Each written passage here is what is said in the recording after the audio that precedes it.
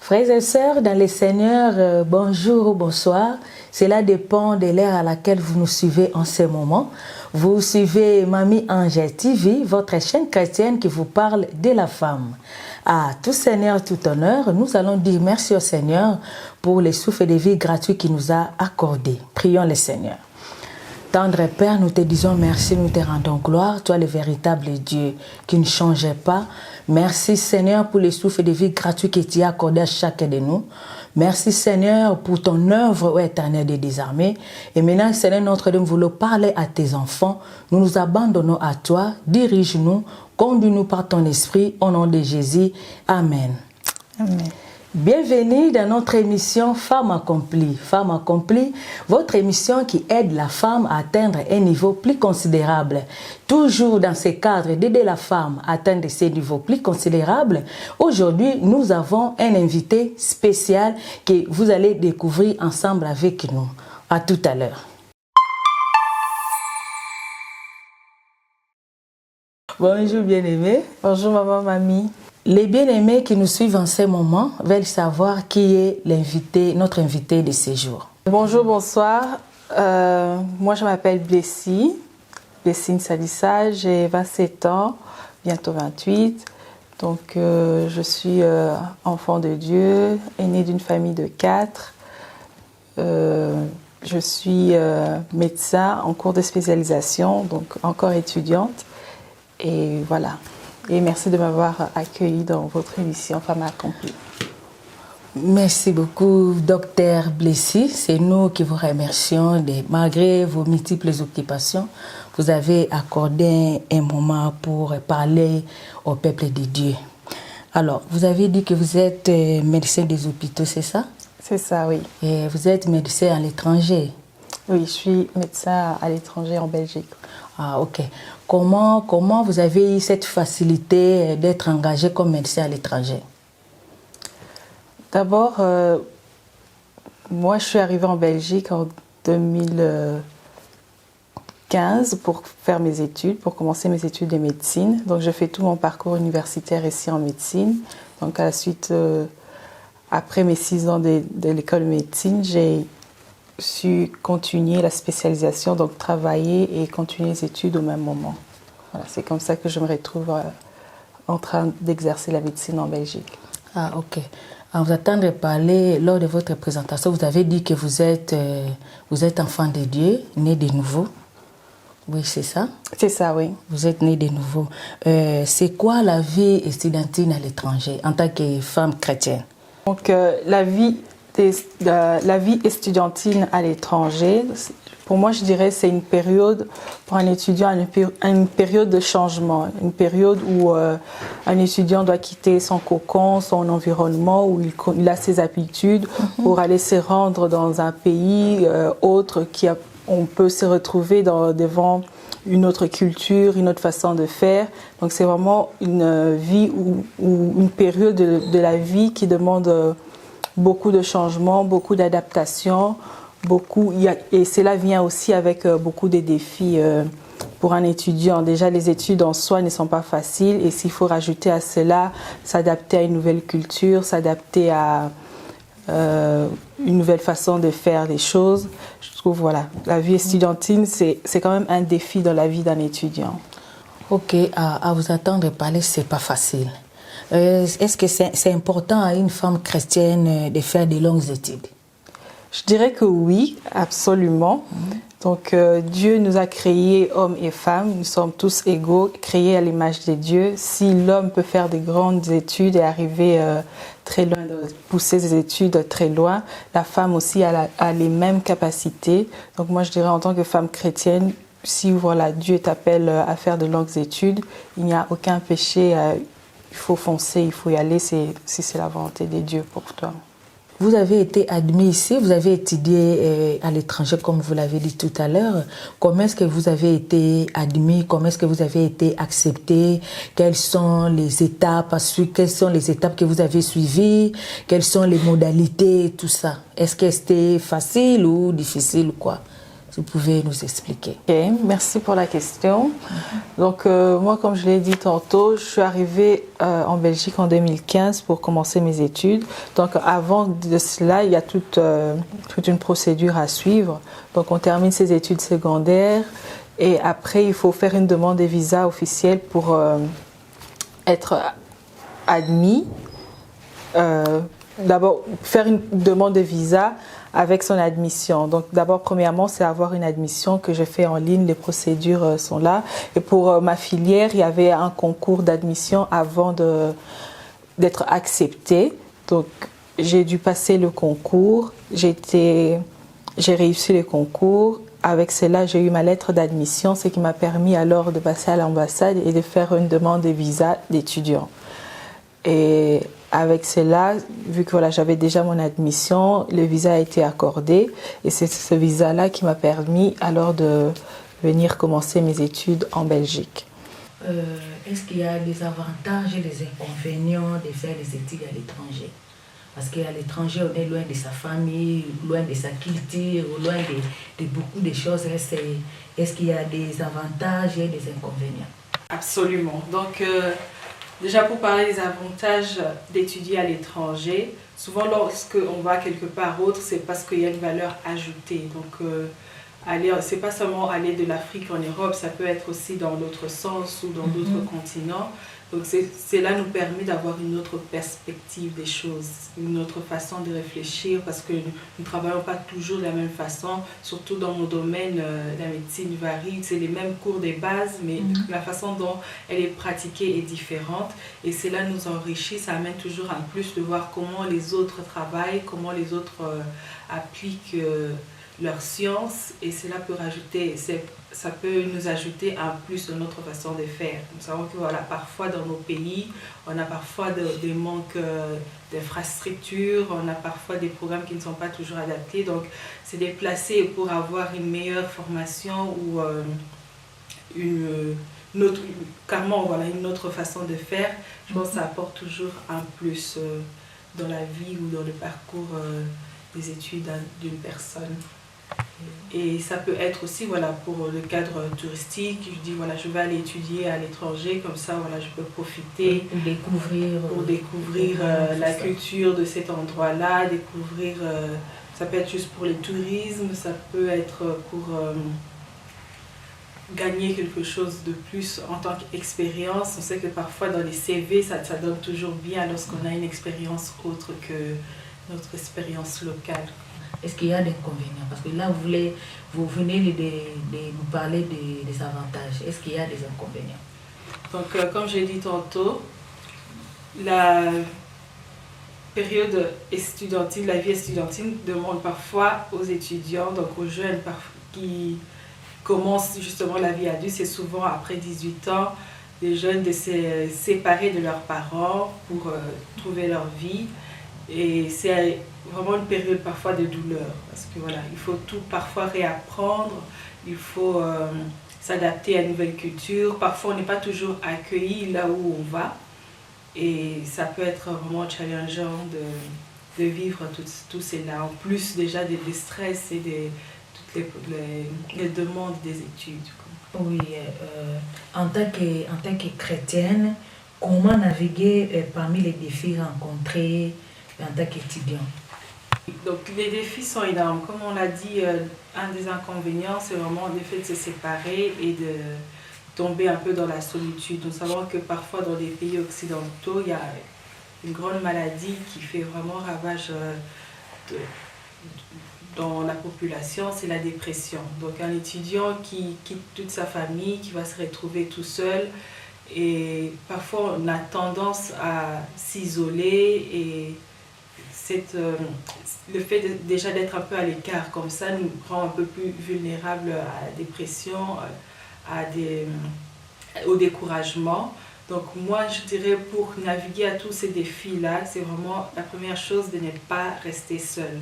On a toujours quelqu'un voilà, que ce soit à l'église ou même les collègues d'école qui traversent les mêmes situations que vous, qui peuvent vous aider à surpasser ces moments de questionnement, de découragement qui peuvent facilement arriver lorsque on est seul, qu'on se retrouve dans un pays tout seul. Ça, c'est ce que je dirais la première chose. Vraiment, ne pas rester seul, de partager, de trouver de l'aide auprès des gens qui peuvent, des gens de confiance qui peuvent vous aider au lieu de s'isoler, et ça n'apportera pas grand-chose. La deuxième chose aussi que je dirais pour vraiment naviguer aux problèmes qu'on peut rencontrer en tant qu'étudiant étranger, c'est de savoir pourquoi on a commencé ces études, pourquoi tu as fait tous ces déplacements, et on sait que ça coûte beaucoup aussi le fait d'étudier à l'étranger. Et quand on a passé tous ces sacrifices-là, parfois on doit même passer des concours qui nous demandent beaucoup de la charge mentale et intellectuelle. Et on passe toutes ces étapes-là. Il faut se dire, quand j'arrive, je dois quand même, les choses doivent aboutir. Donc je suis là pour un objectif. Je dois arriver jusqu'au bout parce que j'ai déjà fait une longue marche et je ne dois pas m'arrêter en route, quelles que soient les difficultés que l'on peut rencontrer. Et si je peux rajouter une troisième chose, comment relever ces défis, c'est aussi vraiment connaître son identité. Tu sais qui tu es, tu sais pourquoi tu fais ce que tu fais, les études que tu as choisies. Et alors ça va t'aider à garder le focus sur ta mission, sur tes études et d'arriver jusqu'au bout. Oui, par rapport au vécu des étudiants à l'étranger, les difficultés, les inconvénients, conseillez-vous à une femme chrétienne de faire les études à l'étranger ou de faire de longues études? Pour répondre à cette question, moi je dirais, donc, les études à l'étranger, ce n'est pas fait pour tout le monde.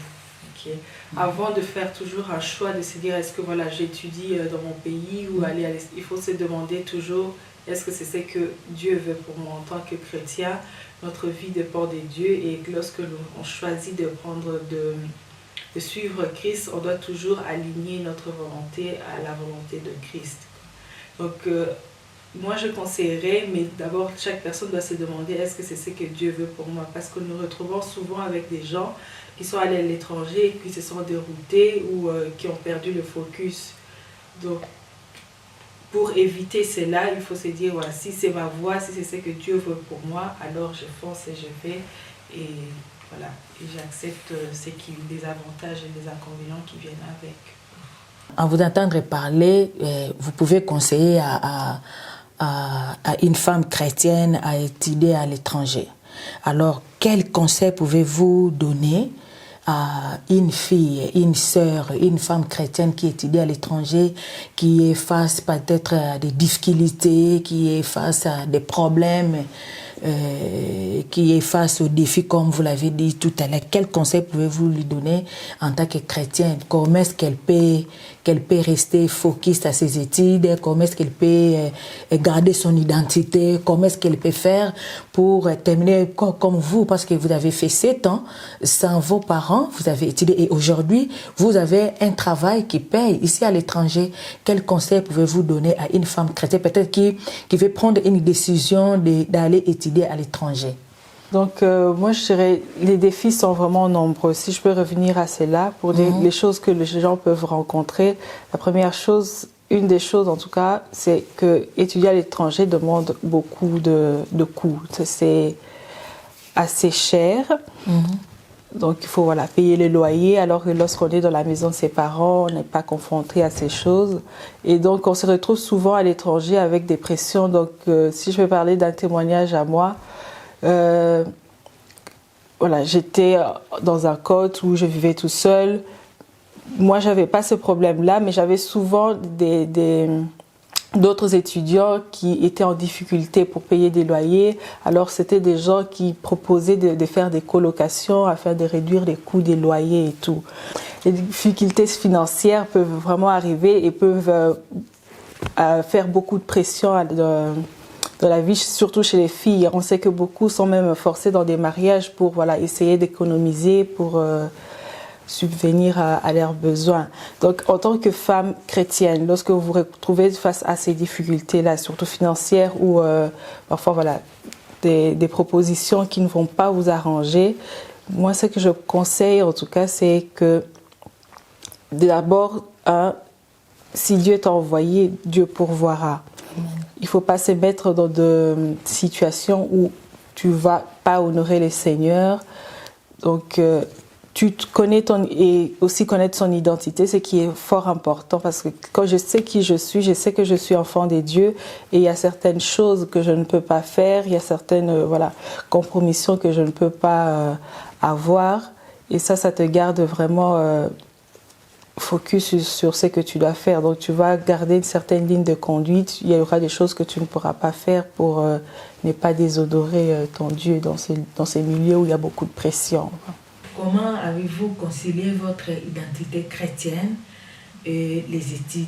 Parce qu'on voit souvent quand il y a d'autres filles qui viennent ici, qui ont été admises à l'université, mais quand elles arrivent, elles oublient pourquoi elles sont venues. Comment est-ce que vous avez fait de vous organiser en tant que chrétienne? Vous étiez seule, vous êtes organisée, vous avez étudié pendant 7 ans.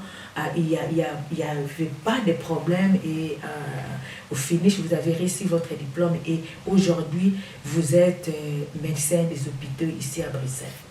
La première des choses que je peux dire, c'est que en tant que chrétien, donc on est chrétien lorsqu'on accepte Jésus et on accepte de vivre selon ses principes et de le suivre. Donc, lorsqu'on est chrétien, on sait que voilà, on a tous mes permis, comme Dieu dit dans la Bible, tous mes permis, mais tout n'est pas utile. Donc, je sais ce que je peux faire, ce que je ne peux pas faire pour ne pas déshonorer mon Dieu. Donc, quelque chose que je savais déjà mon identité, je savais que il y a des choses voilà, que je ne peux pas faire pour compromettre ma foi. Okay. Ça, c'est vraiment une des choses qui m'a aidé à rester les pieds sur terre en faisant mes études, malgré les pressions qu'on peut avoir en tant que jeune femme déjà. Voilà, lorsqu'on se retrouve, beaucoup sont entrés dans des mariages forcés juste parce qu'il y avait une pression financière, il fallait payer, donc ils se mettent dans des situations un peu compromettantes pour arriver à nouer les 2 bouts du mois ou à s'en sortir financièrement. Connaître son identité, savoir que voilà, je peux tout faire, mais en tant que chrétienne, il y a des choses que je ne peux pas faire. Donc voilà, je reste là, je ne vais pas me mettre dans des situations de colocation avec des gars où je vais aussi choisir je vais bien choisir mes amis. Parce que voilà, c'est souvent des mauvaises compagnies qui corrompent les bonnes mœurs, comme on dit. Voilà. Choisir ses amis qui ne vont pas me conduire dans des boîtes de nuit ou qui ne vont pas me proposer des choses pour me voler, des trucs qui sont un peu des péchés, quoi. Et c'est vraiment déjà dès le début, la façon dont on se comporte. Moi, voilà. Dès que je suis arrivée, la façon dont je me comportais, les gens ont déjà su que voilà, celle-là, on ne peut même pas approcher. C'est ça. On peut l'approcher parce que voilà, je ne faisais pas peur, mais on ne va pas lui proposer telle ou telle chose parce que déjà, tu dis que moi, ça ne marche pas parce que j'honore Dieu.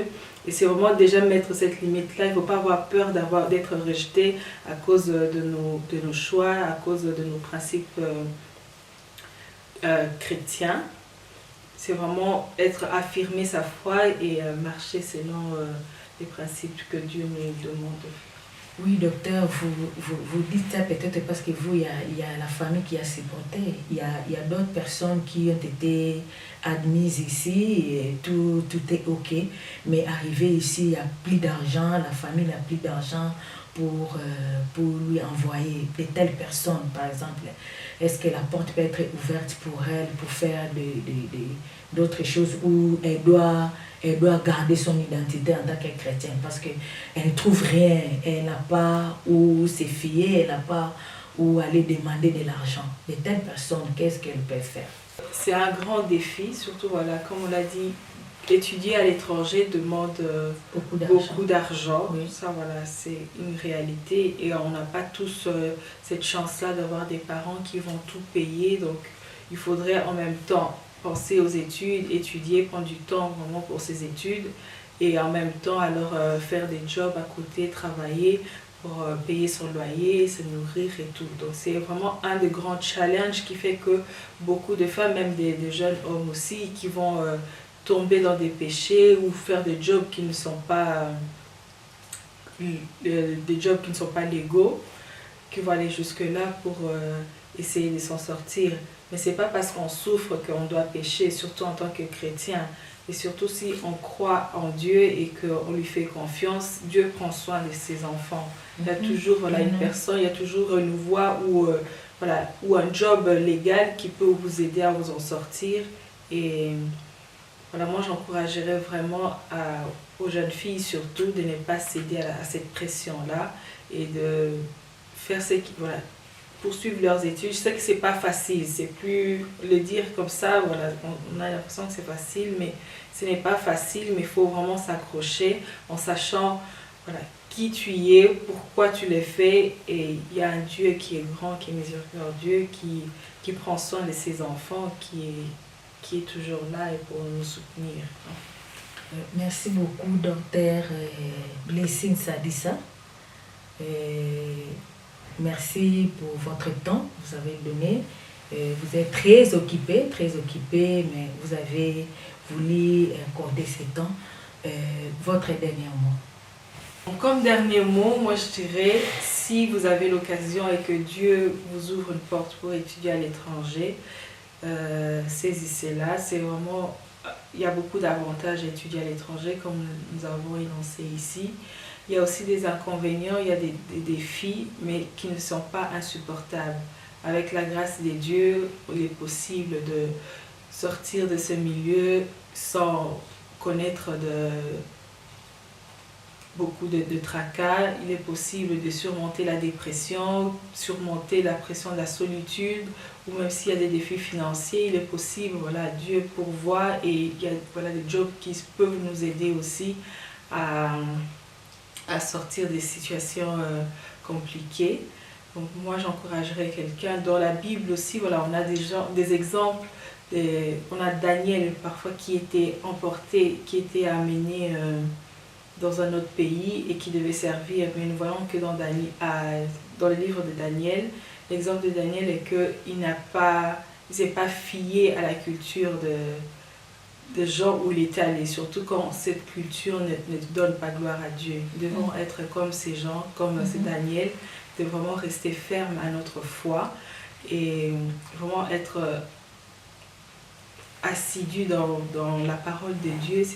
C'est vraiment ça qui va nous permettre de rester, de ne pas tomber ou de ne pas compromettre notre foi.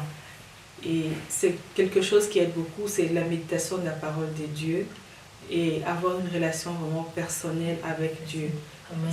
Ça aide beaucoup pour ne pas vaciller ou ne pas être emporté dans tout vent qui peut souffler. Merci beaucoup, docteur Blessing Sadissa. Bien-aimé dans le Seigneur, vous voulez le suivre là, un témoignage de notre sœur, de notre enfant, de notre fille, docteur Blessing Sadissa, médecin des hôpitaux ici en Belgique, à Bruxelles.